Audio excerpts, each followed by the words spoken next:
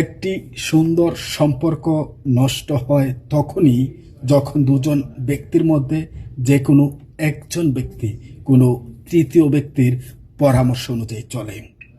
আর তৃতীয় ব্যক্তির মূল লক্ষ্যই হচ্ছে কিভাবে আপনাদেরকে একজন থেকে আরেকজনকে আলাদা করা যায়, কিভাবে আপনাদের সুন্দর সম্পর্কটাকে নষ্ট করা যায়।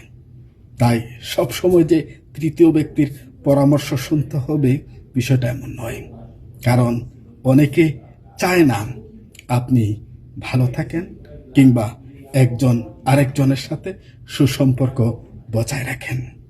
তাই সবসময় নিজের বুদ্ধি এবং বিবেককে কাজে লাগিয়ে চলার চেষ্টা করবেন, কারণ নিজের বুদ্ধি সবসময় নিজের জন্য ভালো হয়।